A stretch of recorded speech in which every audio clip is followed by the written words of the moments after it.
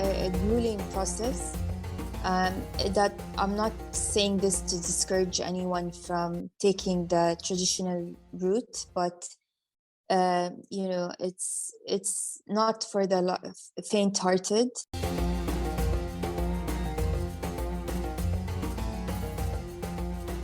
Hi friends, this is Read and Write with Natasha podcast. My name is Natasha Tynes and I'm an author and a journalist. In this channel, I talk about the writing life, review books, and interview authors. Hope you enjoy the journey. Hi everyone, and welcome to another episode of Read and Write with Natasha. Today I'm very happy and very honored to have with me author and journalist Rana Sweis. She is the author of the non-fiction book Voices of Jordan. She is also the founder of Wishbox Media that provides media content, and she is also a journalist covering political issues in the Middle East. So, hi Rana, and welcome to the show. We're so happy to have you. Thank you, Natasha, for having me. Of course.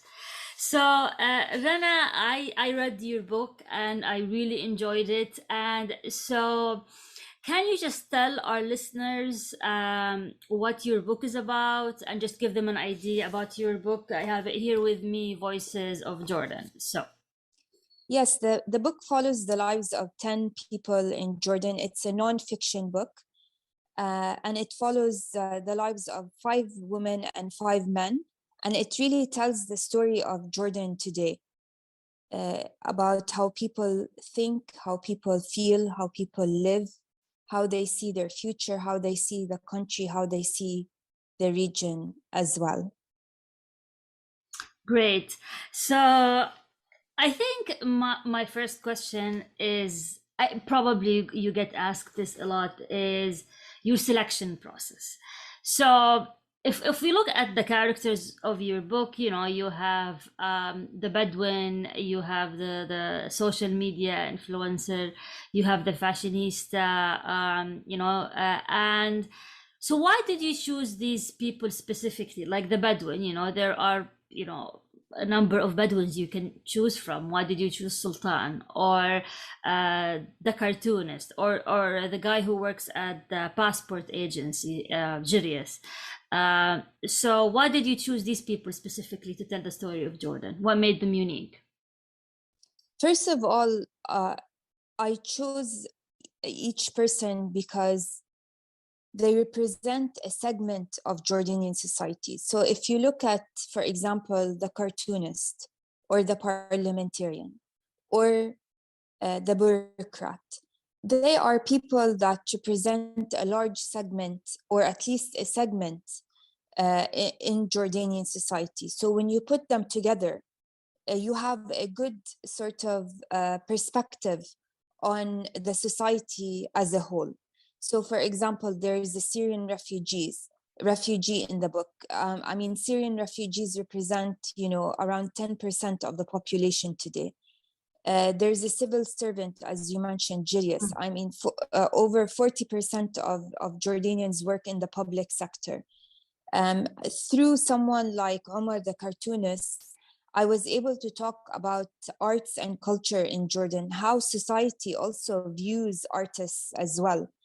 And through the parliamentarian, the female parliamentarian Wafa, who's a minister today, I could talk about women and politics, about what it's like to be the first and youngest parliamentarian in Jordan, the challenges that women face, the laws, the legalities of it.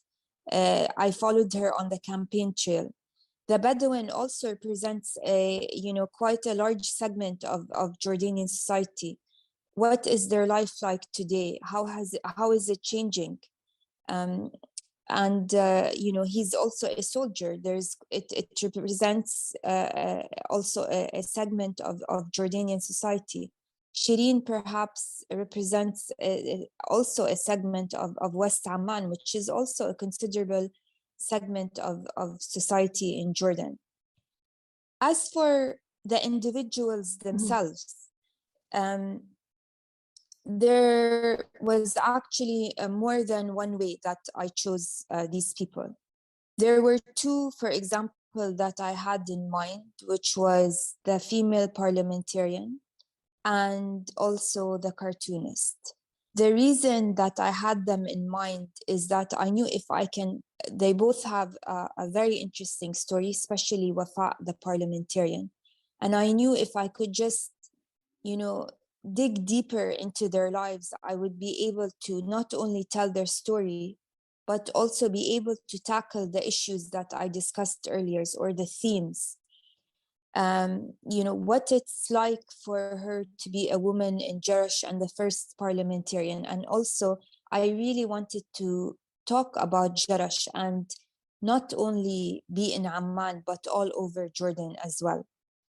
The second way that I chose the people is I would have a theme or a sort of characteristics in mind, and I would ask around. I would say, do for example, a mother who, for example, struggled to have a boy, or for example, do you know a Syrian refugee that has, a good story to tell?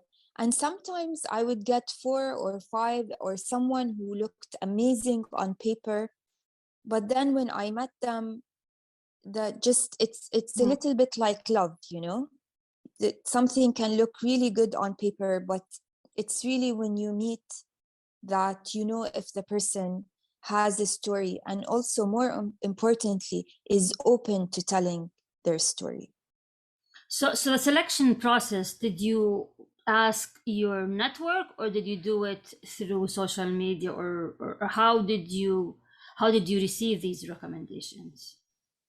No, I did not do it through social media. I did it through my network. Okay. I would ask around, and people really helped. I mean, they would say, "Oh yeah, I know someone that is so and so and so, and you said you wanted so and so," and they meet that criteria. I would never tell the person. I would just ask them for coffee. I would never tell them that I was thinking about them as a character for the book. And as I sat with them once, twice, 3 times, I would either say, this is a person that would be open to telling their story, that they do have a story. I'm sorry to say, but also they have a way of telling the story as well, and charisma. And it's not, I met really distinguished people who perhaps on paper would be fabulous, and you would think they would be fabulous people to write about, um, but when I met them, it was a different story. Mm-hmm. So you face this as a writer, as a journalist. You always face these kinds of people are all types. So yeah, it was I wouldn't say it was a difficult journey to select. I'm very honored and lucky that people were so open and gave me their time and invited me into their homes and lives and to tell me their stories. Sometimes I would ask them very detailed, and personal questions, and they were open. They were open to the photography as well, which was really important to me as well. So I've been really lucky, I think, with people that are in the book.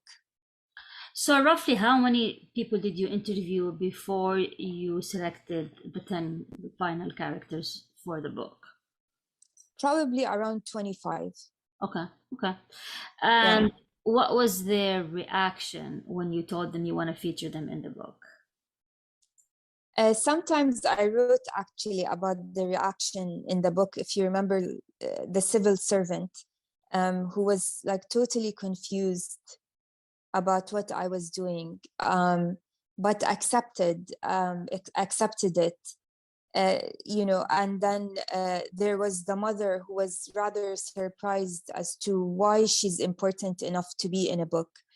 Um, Otherwise, I think people were really happy to be interviewed, and to tell their stories and share their stories. they felt it was an important way to also reach their voices, to reach the West, and to show them how they live and what they think about, how they are with their families or at work, how they see their future, how they see their country, how they see the regional events as well. And so they felt that it was a way for their voices to be heard. And what was their reaction when they actually saw the book? If they shared that with you, seeing their pictures, and did they share their reaction with you, and how did they feel about that? Actually, I traveled, this is all before Corona. Actually, I traveled, to several countries for the book events and launches.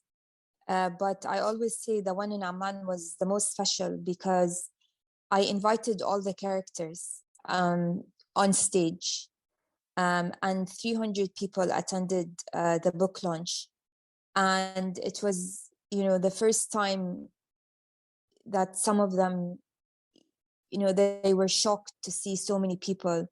I think they felt that they do have a voice, that they matter, that their lives matter, and it was really touching to see that. And actually, at the book launch, I would ask them questions about why they shared their stories, and what their life is like in Rusaife, in West Amman, in other areas, and why they do what they do. So it was really touching. I think some of them, the culture of books in Jordan and reading, as you know, Natasha, it's not huge. I mean, I think it's improving, but I think, I was really happy to see the Amman Book Fair really take off this year. I think it's something to do with Corona as well, and people spending more time at home or having more time, especially the younger generation. So it was really great to see. But as a whole, I think we're not really a book reading culture. Mm-hmm. So I think some of them were like, why is this a big deal? Why is a book a big deal? And, what do I get from this? I mean, there was kind of that reaction from a few people. I think on a whole, a lot of them, as I said, were just really happy to share their story. Are you still in touch with them? Like, you wrote the book maybe 2 years ago, and any major development with these characters? For example, Amal, has she made it to Canada, or and I just want to know what happened to those characters 2 years after you wrote the book, if you know. Yeah, sure. I can start, if you don't mind, with I can start with Shireen. Just a year after the book launch, I think 2019, I believe, if I'm recalling correctly, there was the first Jordan Fashion Week, and it was a huge success. It was on CNN, and it was a really great event, and really put Jordan on the map in terms of fashion. So I think this was a big breakthrough for Shireen, and I think she wants to do it again as well. For Sultan, I think at least he has one or two children right now since the book launch. I believe he's still in the army. And Amal is in Canada. I don't know if these are all spoilers, but we'll say it anyway. She's in Canada, and her sons are adapting really well now. One of them is going to college soon. And I think the first year was really challenging, but I think they're adapting now really well there. The civil servant retired. Oh. The civil servant retired. Yeah. Omar has, I think, found more or less his way in terms of storytelling and cartoons and animation. And yeah, so one of the, I think, big changes is in Lena, who was a high school student.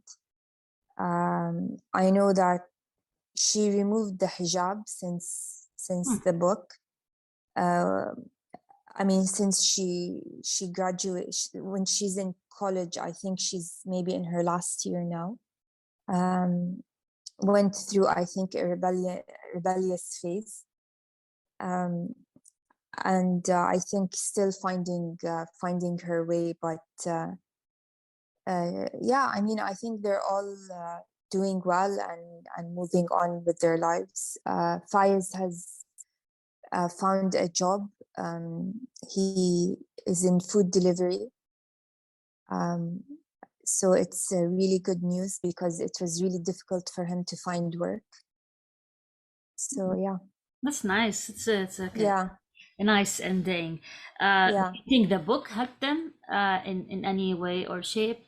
You know, because you shed lights on their life. Do you think that helped people know their stories, or did they get like jobs because of that, or you know? I don't think they got jobs because of that. I think these things, Natasha, I think are more maybe internal and unconscious changes in people, or an accumulation of changes. You know, you start reflecting about okay, sometimes they would say things maybe in the book or in interview that sometimes lasted 5-6 hours, maybe they would have never shared before. Mm-hmm. And so they would reflect on these things, about things they did, things they said, things they went through in their lives. And maybe, you know, it was a personal change,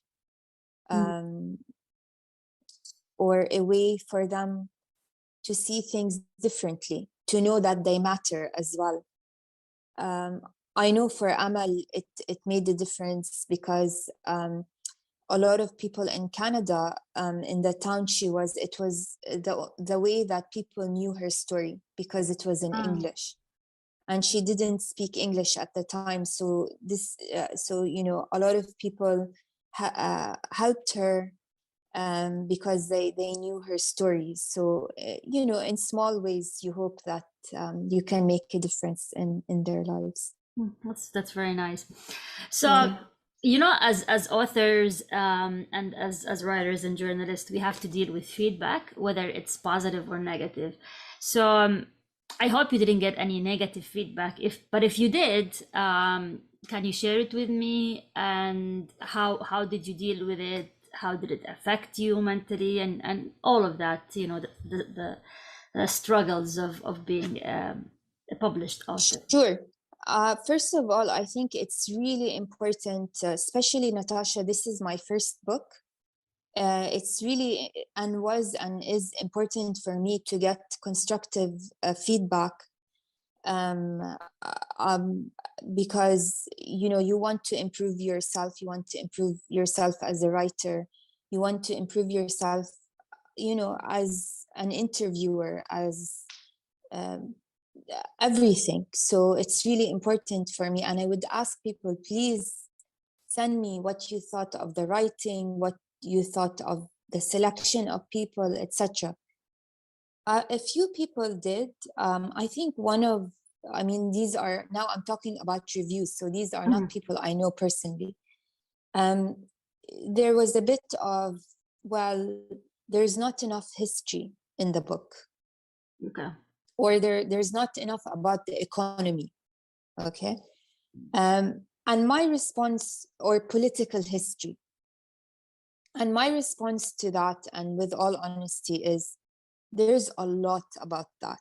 There's a lot published about that. You know, this is really not an academic book, and it's not a historical book. One of the things that I presented during the book launches is that when I was doing research on what books are available about Jordan, I found that most of them are either about the history of Jordan, biographies of kings and queens, or about archaeology and tourism. Mm-hmm. Few fiction books, but nothing really about how people are living today. Let's capture that. Let's capture that because we are living in one of the most volatile times in our region. So let's capture that. What was people's lives like? What do people think about? We don't have that. What we have is a lot of like history. You know, how Jordan was founded. Or there's a lot of like dry academic also work. And there's excellent academic work as well, and papers and journals, etc. So my um, response to that was, you know, it's not a historical book. Mm-hmm. This is a non-fiction book about modern day life in Jordan. And it's not targeted to only intellectuals. It's someone who is riding the train in New York. It's someone who is sitting in a cafe in London. It's someone maybe in Germany who likes to read about other countries. Someone who wants to travel to Jordan. A diplomat, perhaps, that's coming to live in Jordan. It's. I wanted to reach the average person. Mm-hmm. Mm-hmm. And so that was my sort of response to that. Also, I would say that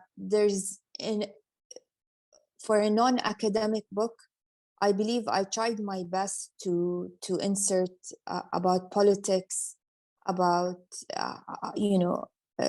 socioeconomic struggles that people are having. Again, not in an academic way. Mm-hmm. And so these are like reviews on Goodreads or Amazon. Right, right, What right. about some sort of feedback within Jordan, whether it's like I'm not sure if you got any feedback, let's say from a government official or from other journalists or media professionals in Jordan, whether it was verbal or whether it was written, not published via the book review sites, and if any of them was critical in any way, or just curious to see. No, I didn't receive any feedback from anyone in the government. But what I hear mostly in Jordan is, can you please translate the book into Arabic? And are there plans to do so? And I've approached the publisher several times, and I hope that there's an Arabic publisher that would be interested in doing so, which then I can connect them to my publisher in England. Great. So I'm still hoping that this will happen. And one more thing, one more feedback I get is like, why didn't you have, for example, an engineer? Why didn't you have a doctor? Mm, These were some of the feedback as well. Like, and I would tell them it's not really about the profession. This is not about professions or success stories. This is not what the book is really about. mm, Um, like what people do is just a way for me to talk about the larger themes that I mentioned, whether it's about refugees or women or politics, etc. So then they understand what I'm trying to do. mm. And I'm curious about the writing process because I was really impressed by the level of details in your storytelling. For example, you would describe the color of the coffee cups, or or the cats in the street, and so how did you record all of these details? Did you immediately go back home after the interview and wrote everything down, or were you just writing as you were there, or how did you record all of these tiny details? Yeah, so it it's not easy at all, as you know, Natasha. Writing is a whole beast in itself, but also collecting information when it's nonfiction is a really hard process because you have several things going on. So it becomes sort of like a big project rather than this is a book or this is about writing. It's really a project. So as you said, you have, choosing the characters, and then you have arranging the interviews, and then you have like arranging the transportation to go there, and then you have the translation of the interviews. You have the notes as well that you mentioned, and this is exactly what you were mentioning about the notes. When I go there, when I go to a house or a street or neighborhood, I take it all in. I look really carefully. What do I see? What do I feel? What am I seeing in front of me? How can I take the reader there? And so, for example, one morning I remember I was going to school with Lena because I wanted to write what it's like for her in school. And I was waiting for her outside, and it was a cold morning. And I wrote exactly what I saw. So there were these people picking up coffee from the street. There was a fig tree. There were cats running. And I would just take it all in. And, when you're writing a book or when you're, collecting information or when you're researching, you just automatically kind of go into this mode of you need to collect information, you need to observe. And I'm all the time thinking about the reader. That the only way I can make them interested in this person, in Jordan, in this story, is to take them there in all the 5 senses. So you would go home and try to remember what you saw and you wrote it down. Is this No, I work? would write it down there. Okay. I would write it down there. Okay. So when I was waiting for her, I would write notes. Okay. When I was in the classroom, I would look around, I would take notes. Okay. Okay. And that day I would go back and type them up and put them in a folder. Okay. Okay. I mean, the reason I'm asking about the process is just to help aspiring authors as well to kind of know the tricks of the trade. I think it's really helpful for authors to discuss how they actually do it. Yeah. Actually, in nonfiction, it's really important to be organized. Yeah, that's true. Very, very important, because as I mentioned, there are many facets you're working on. You approach it more as a project than writing like a book. Yeah. You become almost like a project manager. So, and sometimes you have a team like transcribing, interviews, you have translation, you have transportation, you have arranging of the interviews, you have people not showing up to the interviews. What do you do then?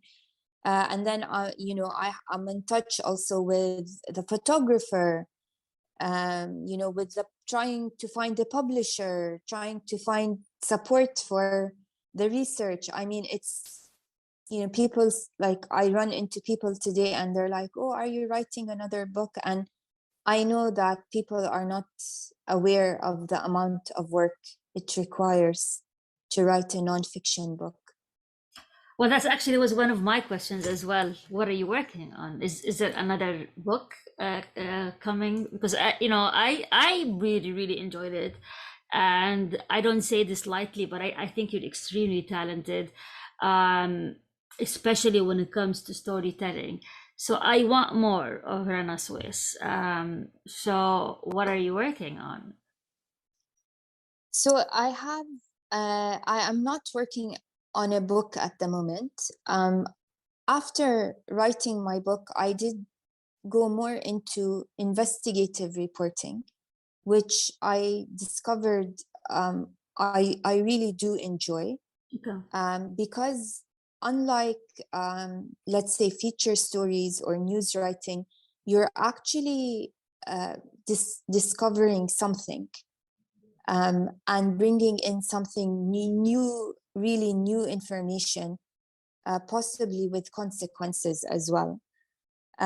So I really, I've worked on 2 investigations since the book, but I've also launched a company as well. We do really also fun and engaging work in terms of creating media content, mainly digital media content, so animation, photo essays.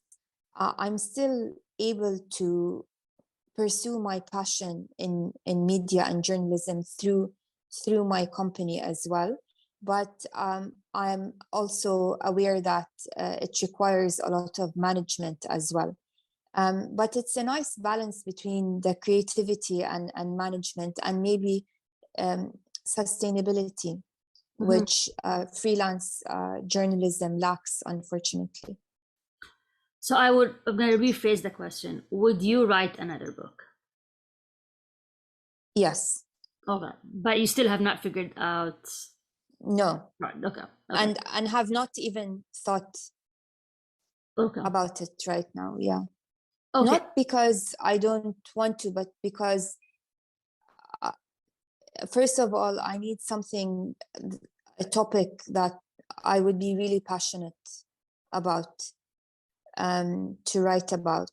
And secondly, there are many things I learned from the first book in terms of the process that I would need to work on and change, and it requires a great deal of time and effort, of course. Yeah, I mean, I completely understand. So I want to ask about the publishing process. How, like, have you ever, this is you have a publisher, so this is what was not self-published, and I want to know, how did you find your publisher? What was the process? How did you try to find an agent first? I just want to know about the whole publishing process, because I've been talking to a number of authors. Some of them are self-published, some of them have went through the traditional publishing route. So if you have any insights you can tell us about, especially as well for aspiring authors. Natasha, it's a grueling process. That I'm not saying this to discourage anyone from taking the traditional route, but you know, it's not for the faint-hearted. You know, first of all, I had many. I was lucky that there were people that helped me along the way. You know, including randomly, just like a professor as well, who helped and offered to read my book proposal. And Susan who also offered her support from, you know, the first time I mentioned the idea itself of the book. So I was really lucky to have that support.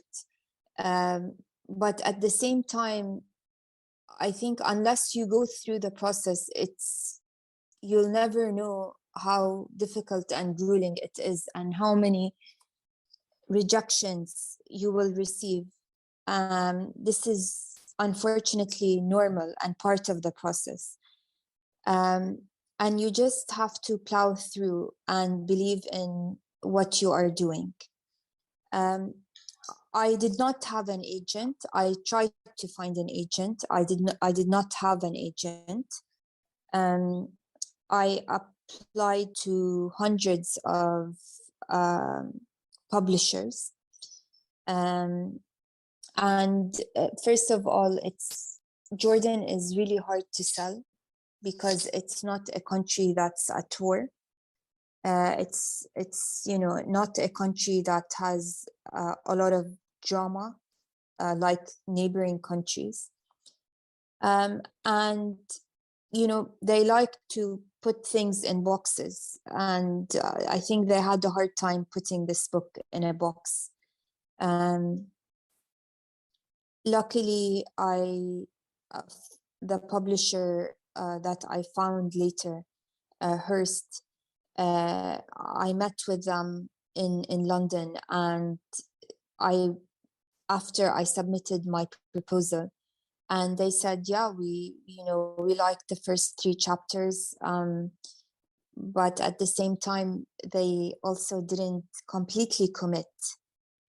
They said, let's see, how the manuscript turns out. When I finished the manuscript, I didn't hear back for another 5 or 6 months, and that was really difficult. Um, and yeah, and I'm really grateful that Hearst published the book, and I think it was really important for me, after not only all the work that you did, but also the hardship with the publishing process. I think once you publish the first time, it becomes easier, but it's still a grueling process. And to be honest with you, I don't think that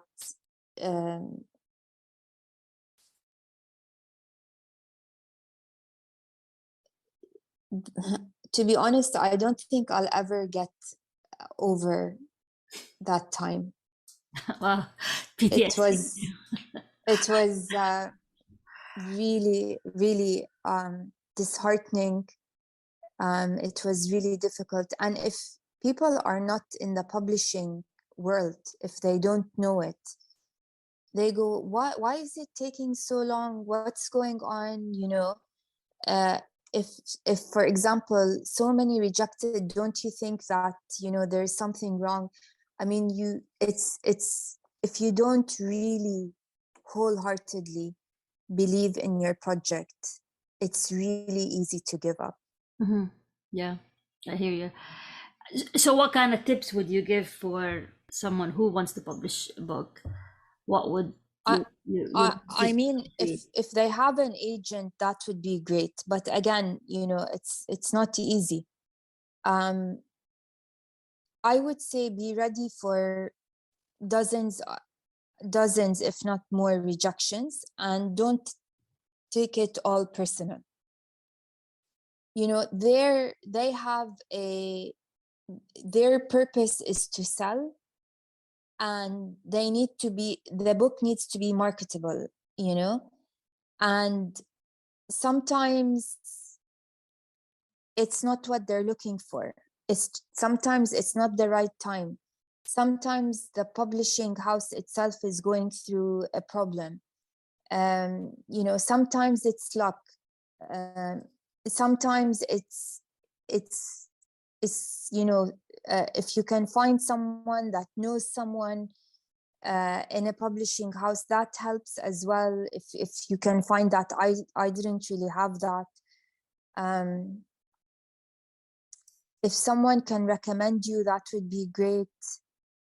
But don't give up if you believe in your project. And no matter what, at the end, you'll find a way to publish, even if it's self-published the first time. If you believe in it, if you believe in what you're doing, find a way. And back to the book, what would be your overall conclusion about modern life in Jordan? What is the conclusion? I mean, and how things have, like, did actually Jordan change since you wrote the book? Are you witnessing major change, or things are still the same 2 years after you wrote the book? So what I observed at the time about modern day life in Jordan is that no matter how different the characters are, they do have also a lot in common. I think all of them want to see a different Jordan, a better Jordan that is, not only reliant on foreign aid, but they want the youth to be proactive. They want to be engaged. They want to have a voice. They want accountability. They want transparency. They want opportunities. They want, you know, more fairness in the system and the way it operates. They want jobs. They want to be able to, engage and have public discussions and a public discourse without fear. And this was actually what is in common with almost all the characters. What I have seen in the past 2 years is going from this hope for reform and better Jordan, etc., and we witnessed the June 2018 protests as well by the youth, has gone into, unfortunately, into today, into apathy and disenchantment and worse economic conditions, a very high unemployment rate among youth, we're talking about 48%. People are not engaged.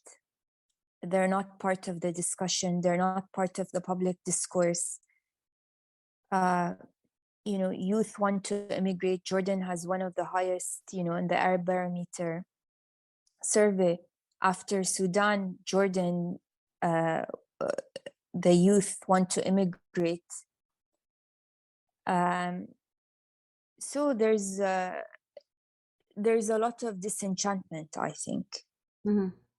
But at the same time, what has happened in the region, in Syria, in Iraq, even in Egypt, in Syria, even in Tunisia today, they don't have a model. So there's a fear as well of what will happen if they push the envelope. And how much are they willing to lose? And so you have a very sort of static, apathetic, I would say, atmosphere in Jordan at the moment. And freedoms have gone backwards. The economic conditions have gone backwards. And, people have been, we've seen youth get arrested for, tweeting or speaking out or protesting. And we've seen a worsening conditions of media freedoms as well. I do think that there's still opportunities to really reform and for youth to take the opportunity to find opportunities for the youth in terms of employment, in terms of helping them help themselves, whether it's starting their own projects or, they are a well-educated population, but they completely feel marginalized. Mm-hmm. It's not a prosperous time in Jordan. I think we are in a phase where people are just living day to day, to be honest with you. Mm-hmm. The coronavirus did not help. It did not help anywhere in the world, but, especially in Jordan as well. It's a pretty grim outlook. Is there any hope for improvement, or you don't see that in the near future? There is only hope if there is a will. If there is a will to change, if there is a will to honestly reform, if there is a will to bring in the youth and make them part of the process, then there's hope. As long as there's no genuine will, then there is no hope. And the youth will continue to, look for opportunities outside of Jordan, or there's stagnation. But the problem with stagnation is it will not remain. Yeah, I hear you. The only thing we have left for us, especially as authors and intellectuals, is just to hope and pray for improvement and do the best we can as writers and authors to shed light on these issues. And I do see pockets of hope in terms of, youth also speaking out on social media, sometimes on Facebook, sometimes on Instagram, sometimes on YouTube as well. Youth who are in Jordan, I mean. And sometimes it's their only platform, or they engage in comments, and sometimes it's worrying in terms of the discourse that we're having, but it's also the place where they can express themselves. Mm-hmm. That's great, Rana. This was a very enlightening conversation, and I really enjoyed every part of it, and it's just making me think about a lot of things.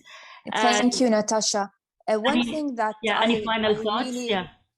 One thing that I want to say, I was so happy to see in terms of us as authors and lovers of books, is the number of people of Jordanians at the Amman Book Fair last year.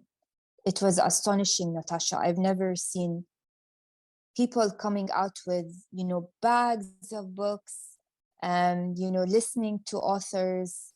I mean, I've never seen Amman Book Fair like that. And it really made me really happy to see. That's nice. That's a nice note to end our show with. Kind of a hopeful note. And so any final thoughts before we conclude this episode? So Natasha, I really admire what you're doing. I think it's really great to have a platform for authors, especially from the region as well. And I just want to say that for people who are thinking about writing and even writing books, is make sure you really believe in your project and in what you're doing, and that you are really thorough, and that you know your subject really well, and don't let anything stand in your way once you do. It's great. I agree completely. So thank you very much, Rana. This was wonderful, and I can't wait to read your future book. And for anyone who's watching or listening, this is Rana Sweis' book, Voices of Jordan. It's available on Amazon, print and Kindle as well. And it's also available at bookshops. So make sure to pick this amazing book. And I finished it in less than 2 days. I couldn't stop reading. So thanks again, Rana. And anyone, please, Rana is on social media. Feel free to reach out to Rana with any questions. And thank you very much for listening to another episode of Read and Write with Natasha.